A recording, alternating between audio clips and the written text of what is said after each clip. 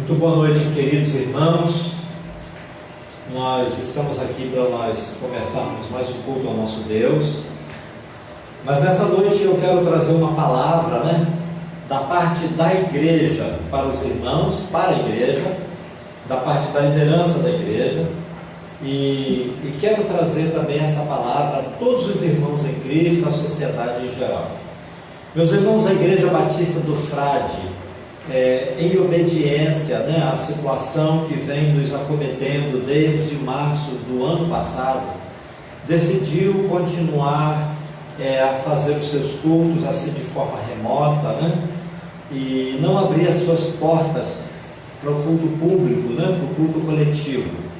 Então nós temos estado assim desde março do ano passado. Nós decidimos não voltar ainda até que estejamos seguros, nos sintamos seguros. Agora mesmo estamos vivendo um momento muito, muito difícil, e às vezes alguém pede até um pronunciamento, uma posição da igreja, através do seu pastor, e nessa noite eu estou aqui para trazer uma palavra nesse sentido. Meus irmãos, nós estamos fazendo cultos online, não abriremos nesses próximos domingos, talvez meses, para os cultos públicos, de domingo no templo, por uma questão de coerência, irmãos. Eu quero aqui mencionar, na verdade, assim, algumas razões pelas quais nós não abrimos ainda e provavelmente vamos esperar passar esse momento agudo de pandemia para nós voltarmos às nossas celebrações no templo. Irmãos, por uma questão de coerência, se em março do ano passado, que nós tínhamos poucos casos de Covid no Brasil, nós entendemos que aquele momento representava um risco para nós e que aquele momento, a gente, como igreja, deveria fazer a nossa parte, nessa grande luta, não seria coerente agora, no momento mais difícil, a gente ignorar e voltar a reunir no templo. Então, por uma questão de coerência e de bom senso, nós não voltamos ainda. Não voltamos, irmãos, por uma questão de obediência. Nós estamos aqui em obediência a Cristo, e também às autoridades, as autoridades de saúde, as orientações dos que estão sobre esse encargo, que estão debaixo de autoridade, a autoridade pública municipal, estadual, federal. E aí a gente faz o filtro das orientações e a gente entende que obediência também é espiritualidade. Quando nós obedecemos, nós também estamos dando testemunho de nossa fé. Nós não voltamos por uma questão de consciência também. Nenhum líder da igreja, e nem mesmo o pastor, dormiria em paz com a sua consciência, entendendo que alguém pegou Covid ali dentro do nosso templo. Nós não íamos ficar bem se alguém viesse a morrer de Covid, estando a gente realizando cultos e se encontrando. Nós entendemos que precisamos cooperar para não aumentar o número de mortes. Nós não queremos perder nenhum membro da igreja para a Covid-19.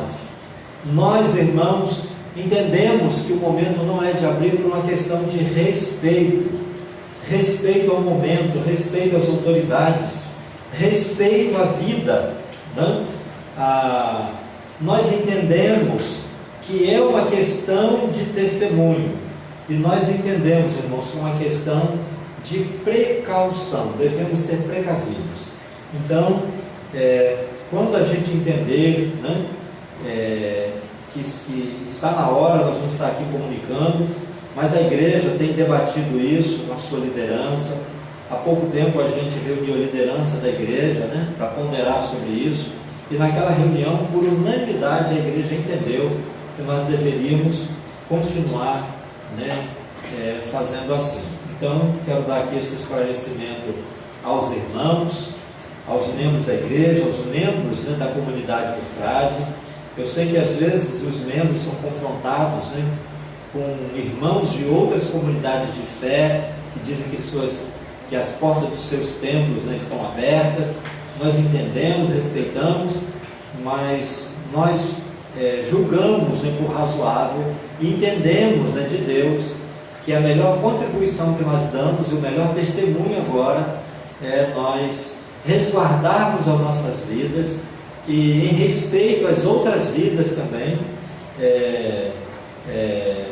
nós continuarmos assim. E aqui também quero prestar minha homenagem, especialmente, né, aos profissionais da saúde que estão na linha de frente, né, dessa luta, essa luta que não é só deles, que não é só dos governos federal, estaduais e municipais, é uma luta minha, uma luta sua, uma luta da igreja, é uma luta pela vida.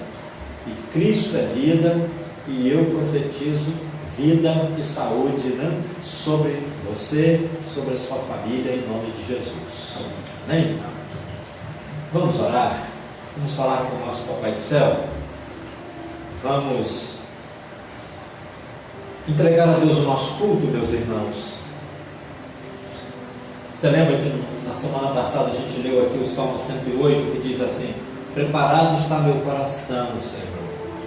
Seu coração está preparado, querido? Preparado para você falar para Deus assim: Deus, olha meu coração, Senhor, visita meu coração. A sua boca está preparada, seus pensamentos estão preparados, seus sentimentos, porque é isso que você vai entregar para Deus, né? Isso que é o culto. E o culto também é cantar e orar, e o culto também é se abrir para receber a palavra de Deus. Nosso desejo e oração, que nesta noite corações se abram, não só ouvidos, mas que corações se abram para receber a palavra. Você que está me ouvindo, que você receba a palavra. Deixe o Espírito Santo te conduzir na palavra como Ele quiser, tá bom? O nosso desejo, em nome de Jesus, é a nossa oração. Vamos orar? Pai, nós oramos para dedicar, para consagrar ao Senhor este culto. Nós oramos para invocar ao Senhor que o Senhor receba, Deus, para pedir, suplicar, clamar.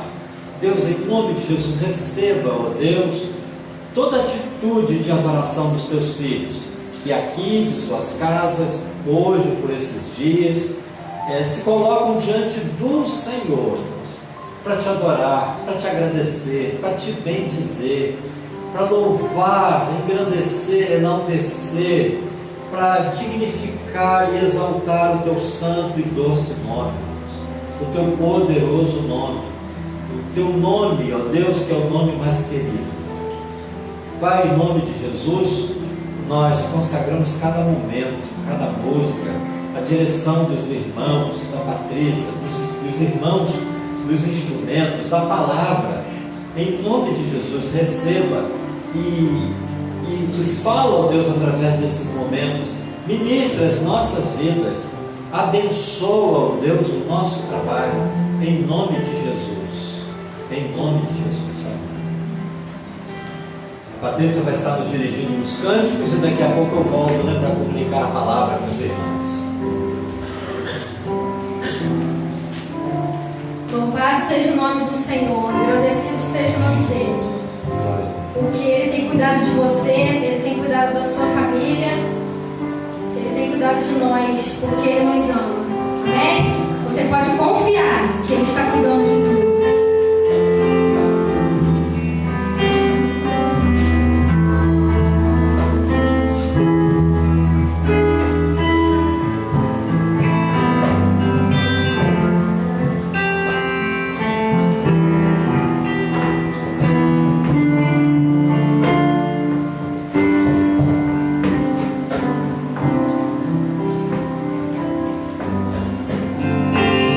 Preciso aprender.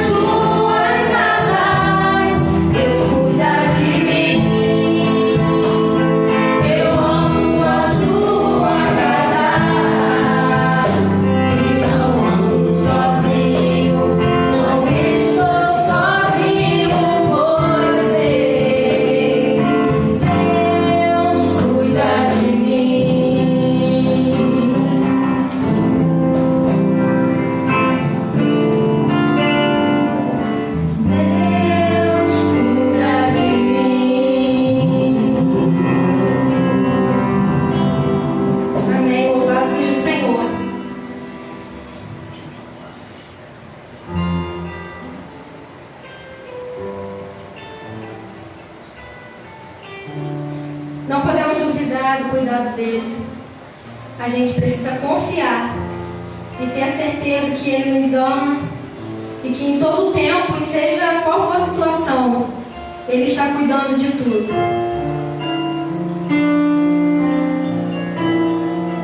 Abra seu coração para o Senhor essa noite.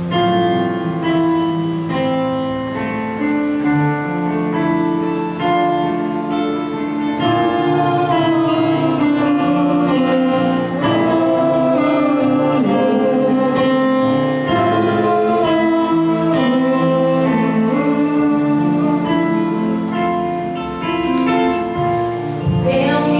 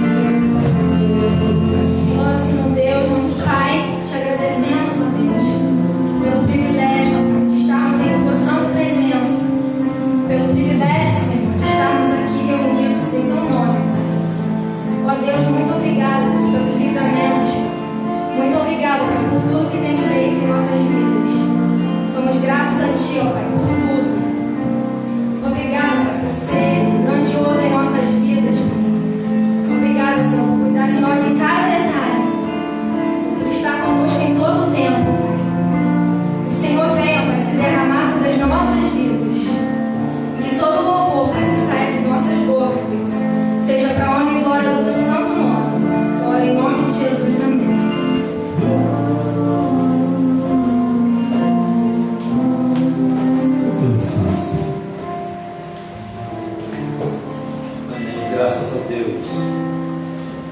Meus amados, nós temos neste mês de março refletido um pouco a respeito da vida, do chamado e do ministério daqueles 12 homens, que Jesus separa do meio dos discípulos e os constitui apóstolos.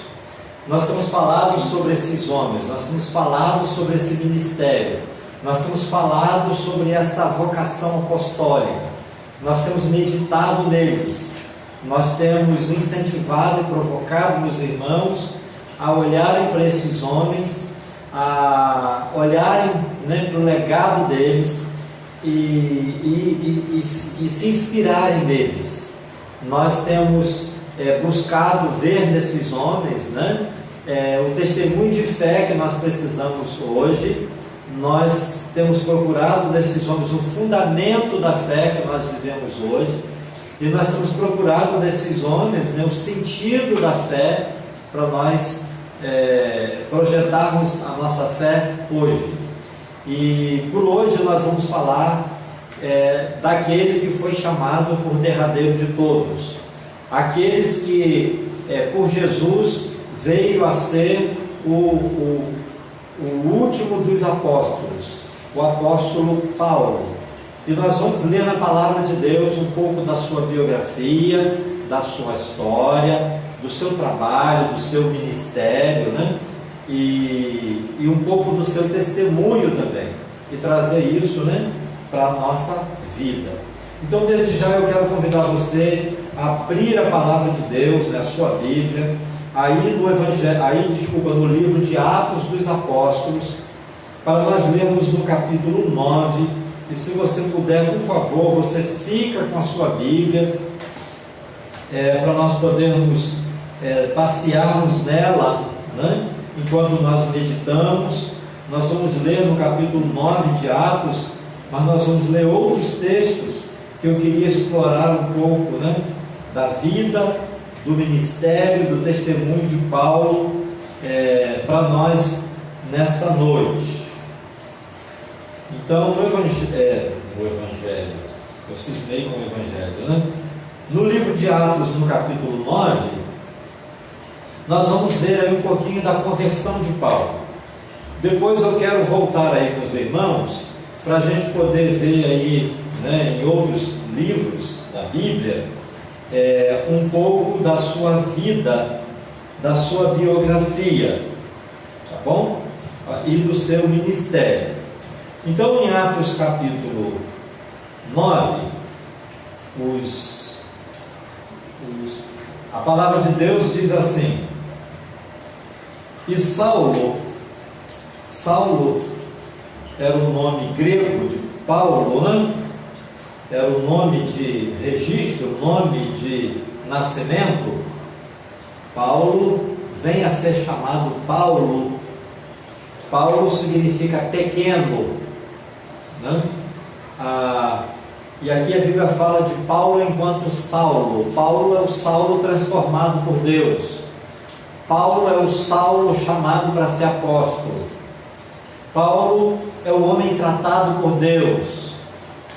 E aqui diz assim: Saulo, respirando ainda ameaças e morte contra os discípulos do Senhor, dirigiu-se ao sumo sacerdote e pediu-lhe cartas para Damasco, para as sinagogas, a fim de que se encontrasse alguns daquela seita, quer homens, quer mulheres, os conduzisse presos a Jerusalém. E indo no caminho, aconteceu que, chegando perto de Damasco, subitamente o cercou um resplendor de luz do céu, e caindo em terra, ouviu uma voz que lhe dizia: Saulo, Saulo, por que me persegues? E ele disse: quem és tu, Senhor? E disse o Senhor: eu sou Jesus, a quem tu persegues. Duro é para ti recalcitrar contra os aguilhões. E ele, tremendo e atônito, disse: Senhor, que queres que faça? E disse-lhe o Senhor: levanta-te e entra na cidade, e lá te será dito o que te convém fazer. E os varões que iam com ele pararam espantados, ouvindo a voz, mas não vendo ninguém. E Saulo levantou-se da terra e, abrindo os olhos, não via a ninguém. E, guiando-o pela mão, o conduziram a Damasco. E esteve 3 dias sem enxergar, sem ver. Não comeu, nem bebeu. E havia em Damasco um certo discípulo chamado Ananias. E disse-lhe o Senhor em visão: Ananias. E ele respondeu: Eis-me aqui, Senhor. E disse-lhe o Senhor: Levanta-te e vai à rua chamada Direita, e pergunta em casa de Judas por um homem de Tarso chamado Saulo, pois eis que ele está orando. E numa visão ele viu que entrava um homem chamado Ananias, e punha sobre ele a mão para que tornasse a ver. E respondeu Ananias: Senhor, de muitos ouvi acerca deste homem, quantos males tem feito aos teus santos em Jerusalém. E aqui tem poder dos principais dos sacerdotes para prender a todos os que invocam o teu nome. Disse-lhe, porém, o Senhor: Vai, porque este para mim é um vaso escolhido. Esse versículo é muito importante, né? O Senhor diz a Ananias: Vai, porque este para mim é um vaso escolhido, para levar o meu nome diante dos gentios. Gentios é quem não é judeu, né? Para as igrejas do mundo todo, dos estrangeiros, dos reis e dos filhos de Israel. E eu lhe mostrarei quanto deve padecer pelo meu nome. E Ananias foi e entrou na casa, e impondo-lhe as mãos, disse: Irmão Saulo, o Senhor Jesus, que te apareceu no caminho por onde vinhas, me enviou para que tornes a ver e seja cheio do Espírito Santo. E logo lhe caíram dos olhos como que escamas, e recuperou a vista, e levantou-se e foi batizado. Nós vimos aí um texto, né, da palavra de Deus, nós vamos ler bastante a Bíblia, né, que fala da conversão, do batismo de Paulo. Paulo se converteu bem sem querer, ele perseguia os crentes, e não só as pessoas crentes, ele perseguia a religião dos crentes, a fé dos crentes, que ele tinha como uma seita, e ele então estava ainda com o intento de prender, de matar e até de assassinar os crentes, tanto homens quanto mulheres. No capítulo 8, irmãos, só no versículo 3 do capítulo 8, a gente diz assim, ó: E Saulo assolava a igreja, entrando pelas casas e arrastando homens e mulheres, os encerrava na prisão. Saulo assolava a igreja. A Bíblia diz que Paulo perseguia, que Paulo torturava, que Paulo mandava prender, que Paulo matava. A Bíblia diz que Paulo assolava. Ele tinha um intento com ele, não era matar 1, nem 2, nem 10. Ele queria, ele sozinho, acabar com a igreja de Cristo e com todos os crentes em Cristo. Paulo era inimigo de Cristo, e por isso Cristo pergunta para ele assim: Paulo, por que você me persegue? Qual é o seu problema comigo, Paulo? E Paulo pergunta assim: Senhor, quem é o Senhor? E Jesus diz assim: eu sou Jesus a quem você persegue, né? Jesus é bem claro em dizer assim: toda vez que você persegue alguém, você está me perseguindo. E deixa estar, né, que de alguma maneira Deus já estava trabalhando, né, na vida desse homem. Quem foi Paulo, irmãos? Eu convido os irmãos para abrir as suas Bíblias comigo, também mais uma vez, agora em Filipenses. Na carta aos Filipenses, no capítulo 3, o apóstolo Paulo, ele mesmo diz quem ele é. Filipenses, no capítulo 3, versículos 5 e 6, a Bíblia diz assim, irmãos,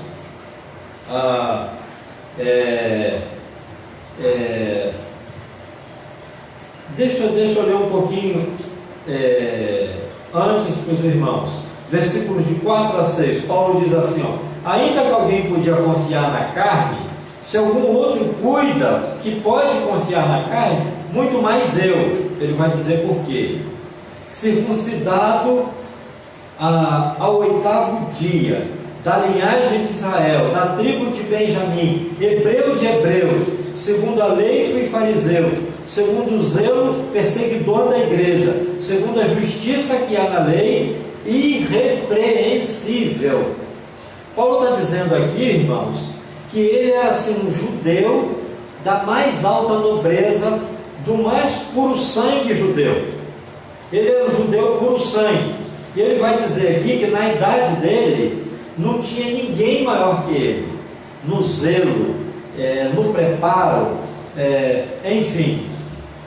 Diz a Bíblia que Paulo, agora eu quero voltar lá no livro de Atos com os irmãos, mas dessa vez no capítulo 22. No capítulo 22 de Atos, diz a Bíblia que Paulo nasce um cidadão romano, numa família de classe alta. Paulo nasce numa família que cultural e economicamente era muito acima da média, uma família privilegiadíssima dos aspectos socioeconômicos e culturais. No capítulo 22 de Atos dos Apóstolos, no versículo 3, Paulo vai dizer assim: quanto a mim, sou varão judeu, nascido em Tarso da Cilícia, mas criado nesta cidade de Jerusalém, aos pés de Gamaliel. Gamaliel, um grande pedagogo, um homem Gamaliel já era um homem de linhagem assim, de grandes instrutores, e a família de Paulo paga esse homem para educar a Paulo, para dar a instrução formal, instruir nas letras, instruir na religião, instruir nos costumes. Paulo se torna um homem de uma civilidade, de uma moralidade, um homem de uma ética, um homem de uma cultura. Paulo era um homem que falava várias línguas, como ele diz aos Coríntios: eu falo mais idiomas que todos vocês, mas eu prefiro falar 5 palavras na minha língua do que 10.000 numa língua estrangeira. Paulo falava muitos idiomas. Paulo diz: instruído conforme a verdade da lei dos nossos pais, zeloso para com Deus, como todos vós hoje sois. E aqui ele diz, Paulo dá o testemunho dele. Ele diz assim: eu persegui este caminho até a morte, prendendo e detendo em prisões tanto homens como mulheres, e aí ele vai dizer de novo aqui no capítulo 22 o que nós já lemos lá no capítulo 9, do que aconteceu com ele, da conversão dele no caminho de Damasco, quando ele ia perseguir os crentes. Também na carta aos Gálatas, no capítulo 1, a partir do versículo 11, Paulo vai dizer da sua cultura, da sua liderança, do seu preparo intelectual, da sua bagagem cultural, e ali Paulo se mostra como um líder, um jovem vigoroso, uma pessoa de uma personalidade forte. Irmãos, esse homem era o perseguidor da igreja.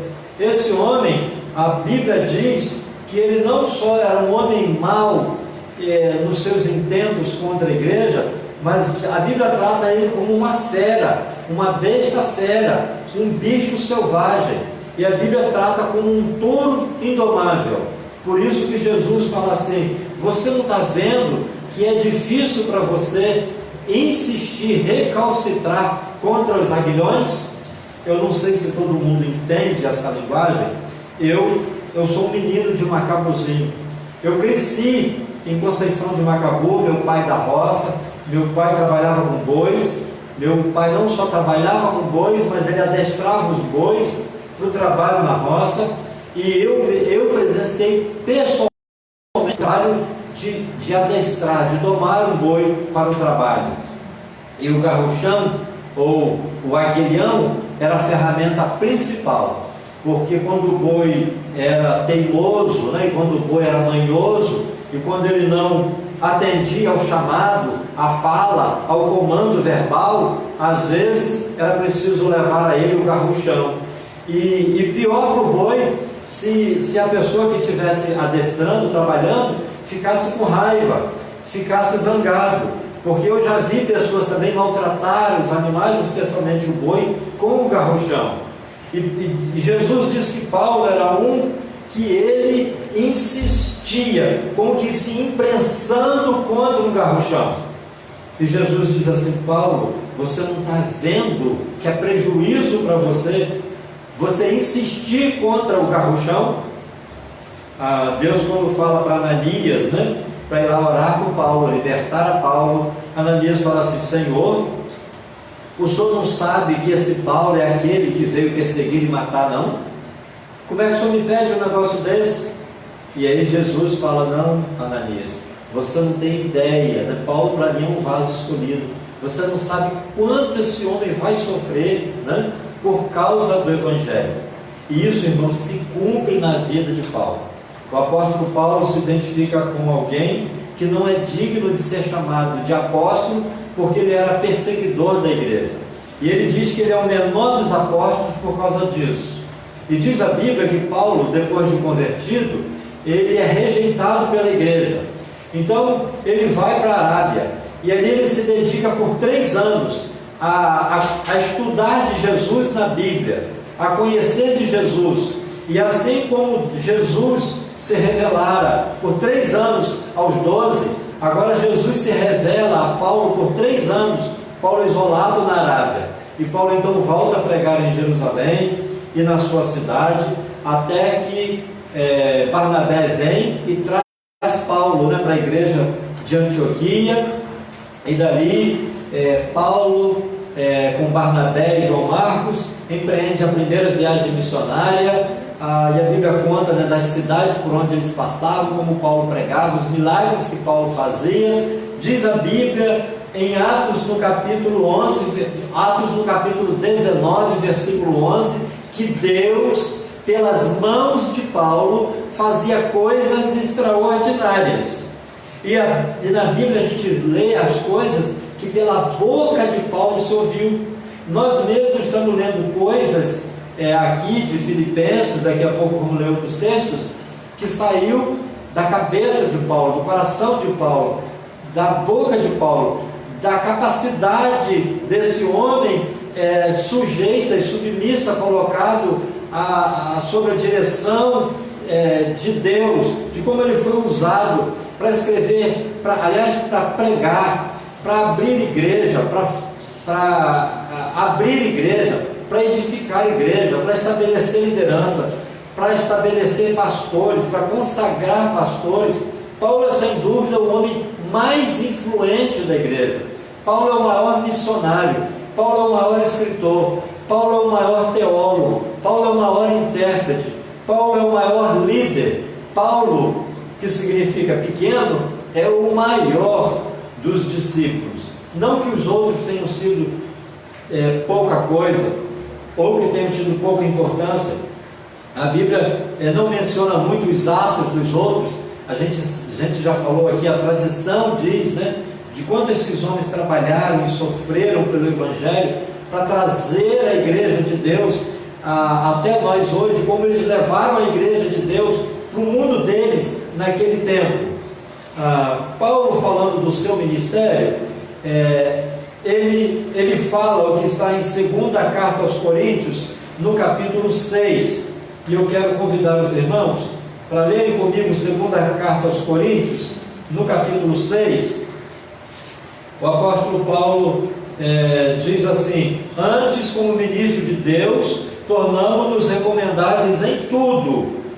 E olha a prova, irmãos, do ministério, né, do apostolado de Paulo: na muita paciência, nas aflições, nas necessidades, nas angústias, nos açoites, nas prisões, nos tumultos, nos trabalhos, nas vigílias, nos jejuns, na pureza, na ciência, na longanimidade, na benignidade, no Espírito Santo, no amor não fingido, na palavra da verdade, no poder de Deus, pelas armas da justiça, à direita e à esquerda, por honra e por desonra, por infâmia e por boa fama, como enganadores, mas sendo verdadeiros, como desconhecidos, mas sendo bem conhecidos. Ou seja, é ruim a gente ser ignorado, né?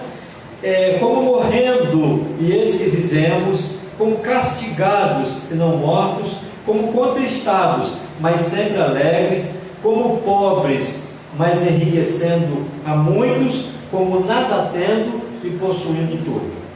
Ele resume a vida dele, todas as aflições, todas as situações, todas as experiências que viveu de ministério, enquanto ensinava, enquanto pregava, enquanto defendia a doutrina de Cristo, tanto para os judeus quanto para os estrangeiros, no mundo todo. Paulo fala dessas experiências aqui, de perseguições, de perigo, enfim, de situações difíceis que ele precisou viver. E aí, escrevendo, né, a Filipenses, como a gente já leu, lá no capítulo 1, no versículo 12, o apóstolo Paulo diz assim: eu quero que vocês saibam, irmãos filipenses, que as coisas que me aconteceram, ele diz assim, Filipenses 1,12, quero, irmãos, que saibais que as coisas que me aconteceram contribuíram para o maior proveito do Evangelho. Paulo é aquele que diz que Paulo é aquele que diz que todas as coisas contribuem para o nosso bem. Mas aqui ele está dizendo assim: eu quero que vocês saibam que as coisas que me aconteceram contribuíram para o bem do Evangelho. Toda perseguição, todo sofrimento, né, toda dificuldade que vivi, todo perigo, todo preconceito, toda humilhação, uma pessoa que nasceu rica, um homem culto, um homem de uma personalidade forte, alguém que foi criado para ser uma figura ilustríssima, um homem de uma proeminência em tudo, um homem de uma liderança, de um temperamento. Esse homem agora é tratado, é quebrado, né? É talhado por Deus, e ele diz assim: tudo isso que me aconteceu serviu de proveito, de maior proveito para o Evangelho. Meus irmãos, eu quero ler agora para os irmãos, quando o apóstolo Paulo faz uma retrospectiva, né, de sua vida, de seu ministério. Essa palavra está na segunda carta de Timóteo, e no último capítulo, a partir do versículo 6. Esse é o último texto que o apóstolo Paulo escreve. Paulo escreve de uma prisão escura e fria e úmida. Paulo escreve de uma masmorra. Paulo já tinha estado numa prisão mais leve por 2 anos, e depois ele é condenado em segunda instância, condenado por um colegiado, e aí ele vai receber uma sentença de morte. Ele aguarda essa sentença de morte nesse lugar escuro, e nesse lugar escuro ele escreve essa segunda carta a Timóteo. E ali nessa segunda carta de Timóteo, as últimas palavras que Deus quis registrar de Paulo são essas que estão aqui a partir dos versículos 6, do versículo 6, que diz assim: porque eu já estou sendo oferecido por aspersão de sacrifício, e o tempo da minha partida está próximo. Combati o bom combate, acabei a carreira e guardei a fé. Desde agora a coroa da justiça me está guardada, a qual o Senhor, justo juiz, me dará naquele dia, e não somente a mim, mas também a todos os que amarem a sua vinda. Procura vir ter comigo depressa, porque Demas me desamparou, amando o presente século, e foi para Tessalônica, Crescente para a Galácia, Tito para a Dalmácia. Só Lucas está comigo. Toma Marcos e traze-o comigo, porque me é muito útil para o ministério. Também enviei Tíquico a Éfeso. Quando vieres, traze a capa que deixei em Troade em casa de Carpo, e os livros, principalmente os pergaminhos. Alexandre, o latoeiro, causou-me muitos males. O Senhor lhe pague segundo as suas obras. Tu guarda-te também dele, porque resistiu muito às nossas palavras. Ninguém me assistiu na minha primeira defesa. Antes, todos me desampararam. Que isto lhes não seja imputado. Mas o Senhor assistiu-me e fortaleceu-me, para que por mim fosse cumprida a pregação, e todos os gentios a ouvissem, e fiquei livre da boca do leão. e o Senhor me livrará de toda obra, e guardar-me-á para o seu reino celestial, a quem seja glória para tudo sempre. Amém. Essas são aí as últimas palavras, né, registradas desse apóstolo, desse guerreiro, desse homem, dessa potência, dessa bênção, né, chamado Paulo. Meus irmãos, aqui Paulo faz assim também uma espécie de retrospectiva da sua vida. Em poucas palavras, ele faz uma análise de presente, passado e de futuro, e aqui ele faz algumas considerações pessoais. Aqui o apóstolo Paulo ele compartilha sentimentos, e essa passagem também é muito interessante para a gente falar um pouquinho de Paulo. Paulo é um homem de uma biografia maravilhosa e rica. A Bíblia fala de Paulo a partir do capítulo 9 de Atos até o capítulo 28. São 20 capítulos, né, falando da vida de Paulo, do trabalho de Paulo, da importância de Paulo, da liderança de Paulo, né, no progresso do Evangelho, na expansão do reino de Deus, naquele pouco tempo que ele viveu, desde a sua conversão até a sua morte. Meus irmãos, aqui no capítulo 4, que nós lemos, no versículo 6, Paulo faz uma leitura do seu presente, uma leitura lúcida. Ele não está aqui lamentando, ele não está chorando, ele não está botando culpa em ninguém. Ele está aqui numa lucidez, dizendo assim, eu já estou sendo oferecido por aspersão de sacrifício.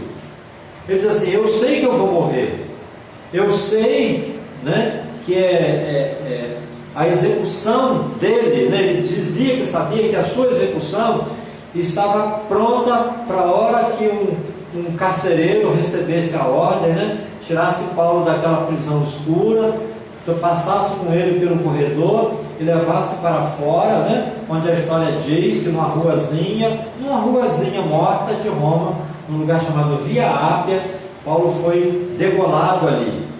Mas Paulo diz assim, o tempo da minha partida está próxima. Paulo não fala morte, ele fala partida, né? Ele sabe, né, que ele está partindo com Deus. A morte é isso para nós, né? Uma partida, né? A morte é essa troca de endereço para nós. E ele faz uma leitura do seu passado. Combati o bom combate, acabei a carreira e guardei a fé. Ele faz uma leitura do seu futuro. Desde agora a coroa da justiça me está preparada, a qual o Senhor, o justo juiz, me dará naquele dia, não somente a mim, mas também a todos os que amarem a sua vinda. E Paulo também compartilha seus sentimentos. No versículo 9, Paulo compartilha a sua solidão. Ele fala assim, procura vir me encontrar logo, em breve, procura vir ter comigo depressa. E aí Paulo vai compartilhar a experiência de abandono. Ele vai falar das pessoas que abandonaram, Demas, Crescente, o próprio Tito, né? Paulo vai compartilhar a experiência de traição. Nos versículos 14, Paulo fala de Alexandre, o latoeiro. Alexandre é aquele acusado de ser o traidor de Paulo, alguém que tinha sido companheiro de Paulo, trabalhado com Paulo, evangelizado por Paulo, batizado por Paulo, discipulado por Paulo. Agora esse homem é quem acusa Paulo de traição a Roma. Paulo está preso agora não por causa da perseguição dos judeus, mas Paulo está preso acusado de ser inimigo do império. Muito obrigado. Paulo então compartilha o sentimento de ser traído. Irmãos, que coisa ingrata, né? É alguém que vive essa experiência, né? A experiência da traição. Eu compartilho aqui com o Miqueias, com o Haroldo, com o Adeildo, 20 anos que nós trabalhamos juntos. É o tempo da vida de Miqueias praticamente, né? Miqueias cresceu menino como o Michel, já tocando ali a bateria, né? Mas já entendendo o lugar dele no reino de Deus, e entendendo que a igreja é um trabalho coletivo. Imagina se eu fosse, né, acusado de alguma coisa, né? E essas pessoas que me conhecem tanto, que trabalham comigo há 20 anos, fossem os primeiros a me delatarem, a me acusarem, né? Essas pessoas que eu esperava que entrasse a qualquer hora numa porta de tribunal para me defender, né? A sensação que Paulo vive com Alexandre, o latoeiro. Paulo compartilha suas privações. O menino que nasceu rico, ele agora não tem uma capa. O homem que viveu dentro das maiores bibliotecas do mundo, ele agora não tem um folheto para ler, ele não tem uma revistinha para ler, ele quer ler qualquer coisa, ele sabe que ele vai morrer, mas ele quer ler, ele quer continuar lendo, aprendendo, estudando, meditando, né? Houve uma pregação de um pastor, que ele vai dizer que tem tanta gente que tem tempo, né, de sobra e condição e saúde para ler, para estudar e não estuda, né? E Paulo até a última hora ele quer ler, quer estudar, quer aprender, né? Enfim, Paulo está passando privações de não ter uma capa, de não ter um livro, de não ter um amigo, privações materiais, privações no sentido sentimental, emocional, né? E Paulo também está vivendo a experiência da ingratidão. No versículo 16, ele fala assim: ninguém me assistiu na minha primeira defesa. Ninguém. Ainda bem que no versículo 17 e 18 ele diz assim: mas o Senhor me assistiu. E ele fez com que os gentios ouvissem. E o versículo 18 diz assim: ele me livrará de toda obra má, e ele me guardará do seu reino. Meus irmãos, se por acaso um dia nos faltar apoio da terra, esteja certo que não vai nos faltar apoio do céu. Se por acaso um dia você se sentir traído, né, por alguém que você ama, por alguém com quem você convive, por alguém por quem você tem como amigo, esteja certo, né, que Deus é fiel. E me impressiona, irmãos, que o maior missionário, o maior pastor, o maior plantador de igrejas, o maior líder, o maior teólogo, não tem uma capa velha para se esquentar. Que ele termina dizendo assim: procura vir comigo antes do inverno. Ele diz assim: eu quero morrer degolado, eu não quero morrer de frio. Meus irmãos, que vida é essa, né, irmãos? Paulo de fato é alguém que nos inspira a viver o Evangelho, viver o cristianismo, viver para Jesus e morrer para Jesus. Ele mesmo diz que viver é Cristo e morrer é lucro. Meus irmãos, esse é um pedacinho da história do apóstolo Paulo que eu precisei cortar muito e falar muito rapidamente, porque é uma história cheia de episódios, de nuances, de dramas, de emoções, de experiências, de capítulos inusitados, cheios de reviravolta. Paulo viveu muitas situações, e o meu desejo é que a vida de Paulo te inspire. O meu desejo é que você procure entender, conhecer e se inspirar mais nesse e nos outros apóstolos. O meu desejo é que a doutrina dos apóstolos, o fundamento dos apóstolos, o testemunho dos apóstolos, a disposição dos apóstolos, a herança dos apóstolos para trazerem a igreja até nós, nos sirva como encorajamento e força para nós levarmos a igreja de Cristo hoje e passarmos para as nossas próximas gerações, para nós vivermos o Evangelho hoje, na simplicidade do Evangelho, na pureza do Evangelho, na verdade do Evangelho, na profundidade do Evangelho, que a gente cresça lendo e ouvindo, estudando e meditando nessas vidas preciosas, que a vida de André e de Pedro, a vida de Tiago e de João, a vida de Filipe e de Bartolomeu, que a vida de Paulo, de todos os apóstolos, sirvam de inspiração para a sua vida, e que Deus se digne assim de nos despertar enquanto igreja né?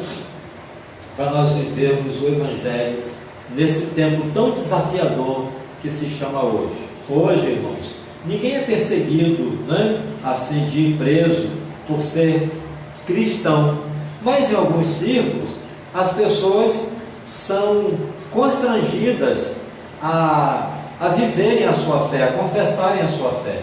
Dependendo do ambiente, as pessoas são ridicularizadas, né? Dependendo do ambiente.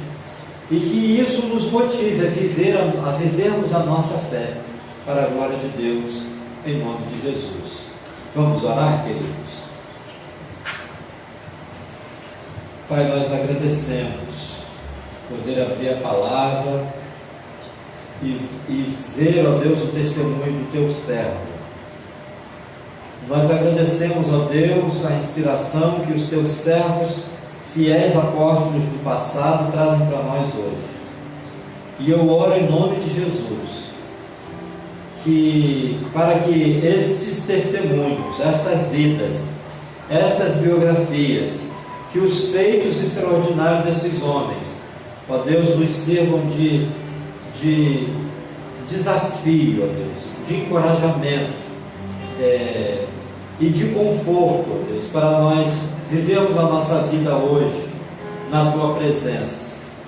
Pai, desperta a Tua igreja, desperta, ó Deus, o Teu povo.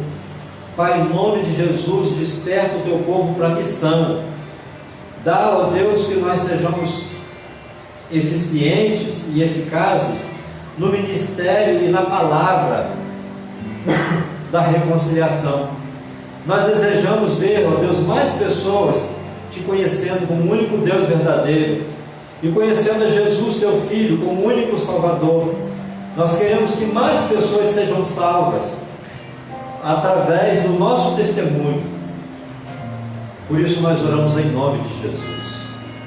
Em nome de Jesus. Amém.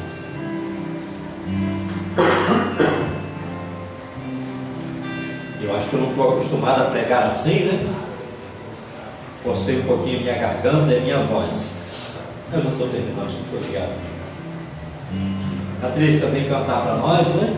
E eu desejo uma semana abençoada a todos, né? Em nome de Jesus. Deus abençoe mais.